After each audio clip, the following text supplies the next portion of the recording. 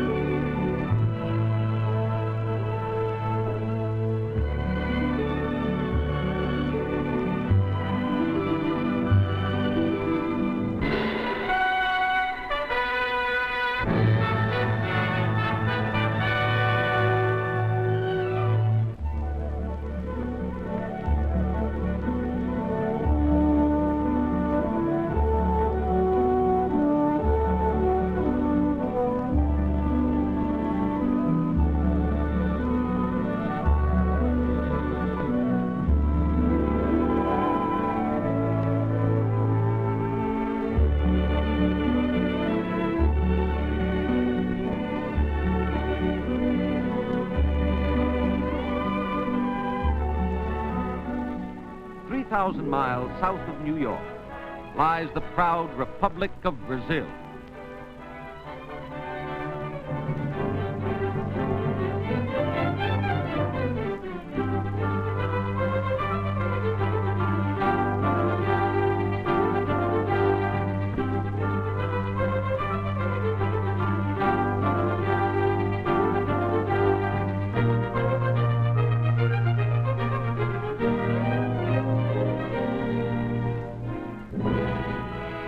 Occupying about half of South America, Brazil borders all but two of her sister republics on this large continent.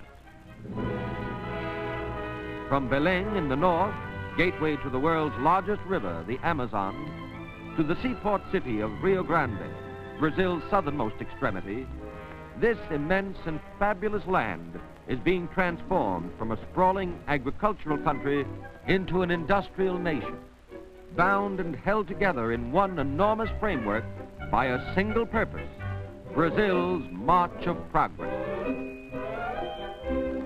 Playing an important role in this procession are the 5.5 million citizens of Brazil's three southern states, Paraná, Santa Catarina, and Rio Grande do Sul. The state of Paraná is flanked by a precipitous escarpment known as the Serra do Mar, running parallel to the coast. For centuries, the rugged facade of the immutable Serra prevented easy communication between Paraná's capital city of Curitiba and its coastal city of Paranaguá. The need for a railroad was obvious, in order that the greater part of this state, lying on the plateau, could have access to the sea. Many European engineers undertook the task, all failed. It remained for a Brazilian engineer, Dr. Teixeira Soares, to accomplish this brilliant job of railroad building.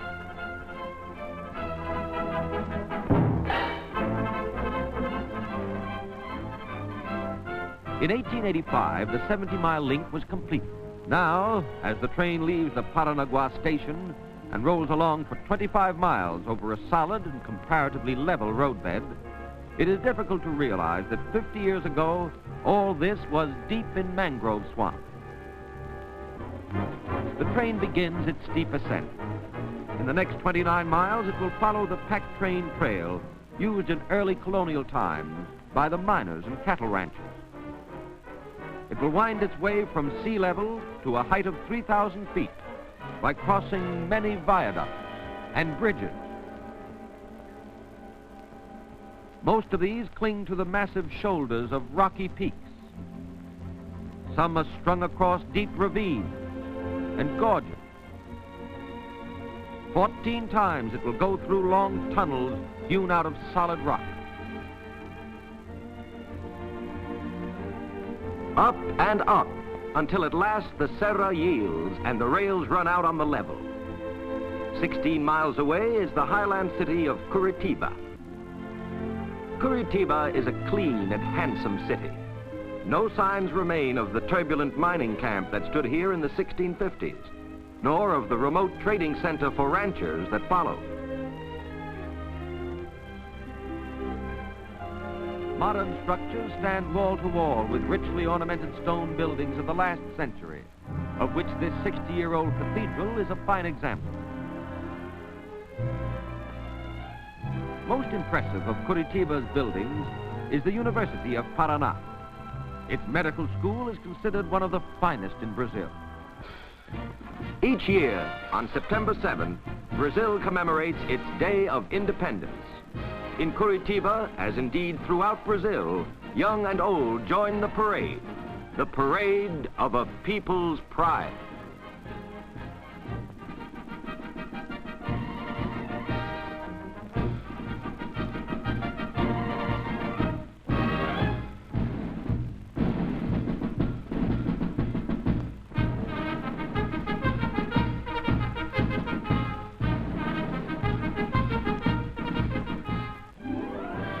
The state of Santa Catarina, with its rolling hills and rich valleys, scrolled by rivers, has a population of about 1,100,000 people.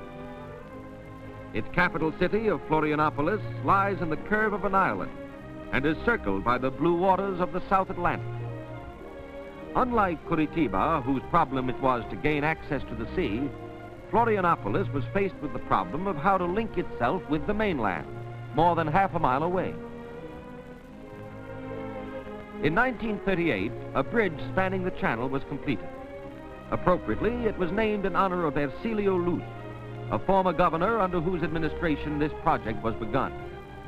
Overlooking the span, a grateful people have erected a monument to his memory. A remnant of imperial Brazil is preserved in the architecture of this massive ornamented structure, the Governor's Palace, and in the Metropolitan Cathedral. To this shrine, devout from all parts of Santa Catarina make annual pilgrimages. Paying rich rewards in Brazil's march of progress is the emphasis being put on improving the health of the people. Hospitals like this one are springing up throughout Brazil. To improve the lot of the low-income worker, housing projects are being built everywhere. To wipe out illiteracy and raise the educational level, 10,000 primary schools have been built in the past few years. This one, on the outskirts of Florianopolis, is attended by 500 children. In the vanguard of Brazil's march of progress is the state of Rio Grande do Sul. This state, with its endless prairies or pampas, is the home of 3.5 million inhabitants. A citizen of this state is called a gaúcho, and here, over this cornucopia of riches, fertile soils, ranges, mineral wealth, the colorful gaúcho is king. In his veins flows the blood of explorers and conquerors, of fearless Indians, of tenacious and resourceful European colonists. Tempered by centuries of wild, free life of open land and sky, the gaúcho emerges today as a virile and enterprising builder on his productive prairies, on his large inland waterways, and in his great cities.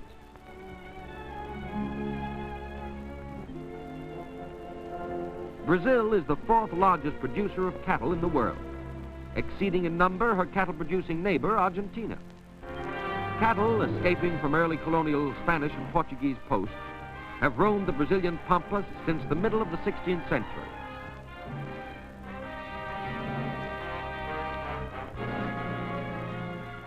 Unceasingly, the gaúcho has improved the strains and breeds.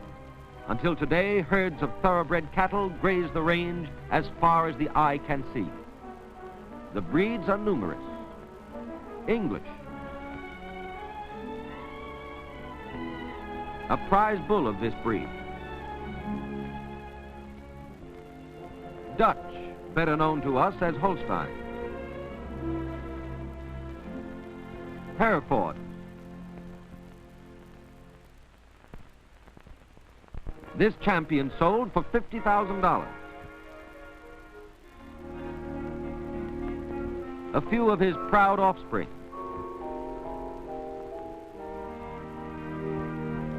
In the United States, the cattlemen and the sheepmen are said to hold aloof from each other. On these pampas, gauchos make no such distinction. For here in the heart of the cattle country, thousands upon thousands of sheep are bred, raised, and fattened. Some, like these fellows, are destined for the giant packing houses. Thousands will be shorn. Their wool will be converted in Rio Grande mills into blankets, rugs, woolen goods of all kinds, including the gaucho's own ponchos. Whether out riding herd on the pampas or back at the ranch house, mealtime finds the gaucho preparing a churrasco, the Brazilian version of the North American barbecue.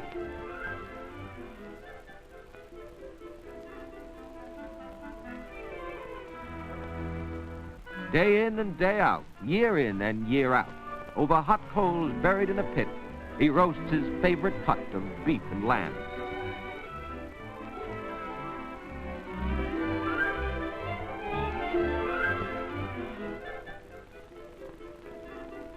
Ritualistically, he follows this with several gourds full of mate. This efficacious beverage, handed down from the Indians, aids digestion and makes up for many of the deficiencies in the gaucho's unvaried meat diet. Until recently, Brazil was the largest producer and exporter of mate in the world.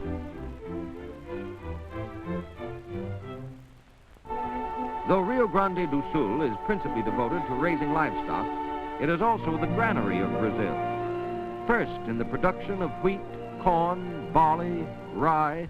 It is second in potatoes and rice, and third in beans.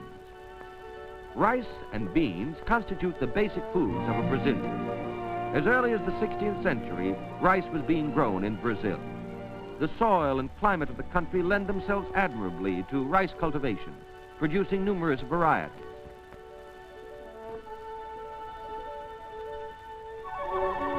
Planting seasons vary with the climate. This bumper crop was planted during October. Harvesting began in March. On this large farm, 1,000 workers are engaged in gathering, hauling, and thrashing the sun-golden sheaves.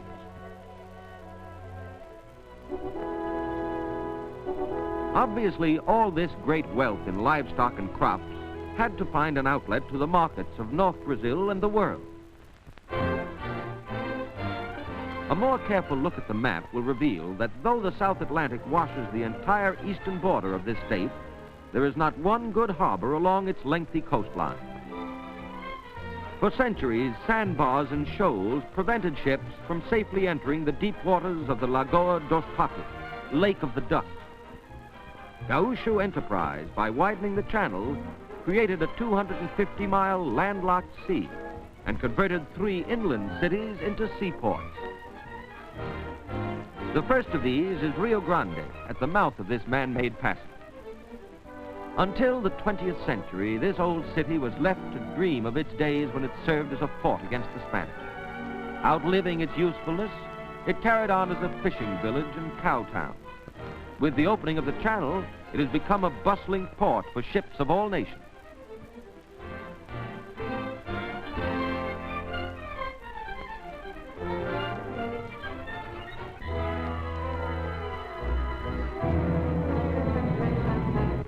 Yesterday, Rio Grande was old Brazil, as typified by the architecture of its oldest church. Today, this fine Gothic cathedral, or this Protestant church of the Savior, gives striking evidence of the transition which has taken place here. Rio Grande has become one of southern Brazil's principal cities. Perhaps its leading industry is this frigorifico, or packing plant. Established during World War I to supply meat for the Allied forces, the company, convinced of southern Brazil's future as a cattle producer, enlarged and developed its plant. Today, through its corrals, daily pass about 2,200 head of cattle and 1,000 head of sheep and hogs.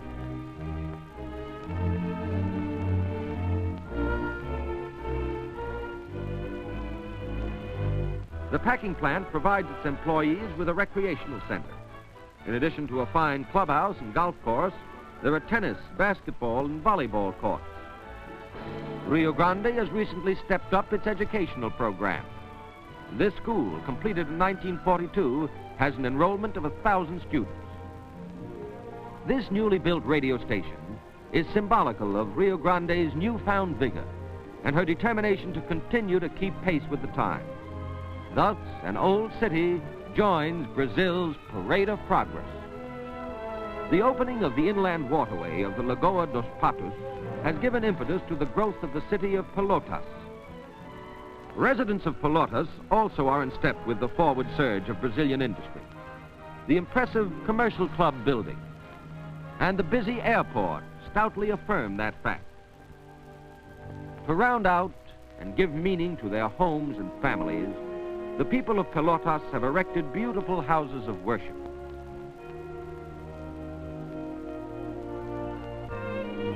In the field of education, they've been extremely forward-looking. This technological institute is attended by 1,500 students from all parts of the state. While the cities of Pelotas and Rio Grande each makes its bid for prominence, it's the city of Porto Alegre, Happy Port, with its 380,000 people, that is the ranking city of southern Brazil. Here indeed is Gaúcho initiative and enterprise at its best. Founded in 1740 by merging two small settlements, this frontier town of colonial times today is Brazil's 5th largest city, and potentially is one of the great cities of South America.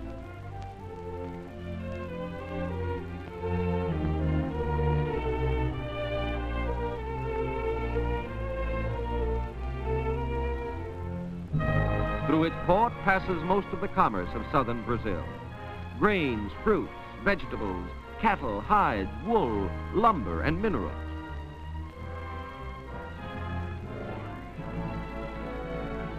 The state of Rio Grande do Sul is first in Brazil in coal production, and it's from this port that most of the coal mined here is shipped northward. In addition to being the commercial hub of this productive region, it is the state's seat of government. The governor's palace. A splendid formal approach includes the monument honoring Julio de Castilhos, a former governor. Among the many other attractive public buildings are those housing the post office and the tax department. This is the City Hall, executive office of the mayor. Very little remains today to link this metropolitan center with the past. The past rapidly is being crowded out by the productive present, which is opening newer and wider roads to a greater future. But to this task, the Gaúcho is equal. First in commerce, yes, but first too in those factors so necessary in giving expression to a rich, full life. The word of God has deep meaning to this son of the Pampas, and he observes it to the letter. To care for the sick and unfortunate, he has built numerous hospitals and sanatoriums.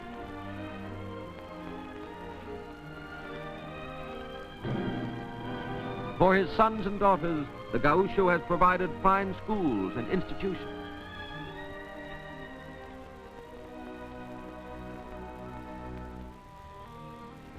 In no other human experience, whether it be on his fazendas or ranch houses, or in his city dwellings, has the Gaúcho found greater reward than in keeping strong his family ties. An entity of its own, almost tribal in its manifestation, is the relationship which exists between the Gaúcho and his kinfolk.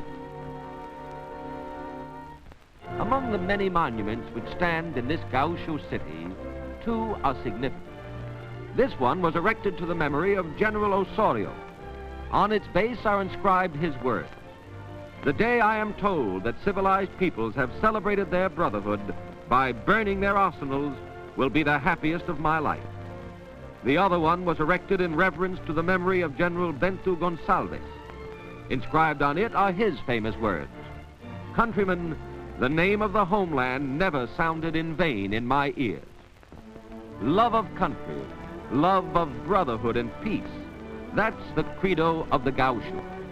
That has built southern Brazil, and that's the predominating spirit in Brazil's march of progress.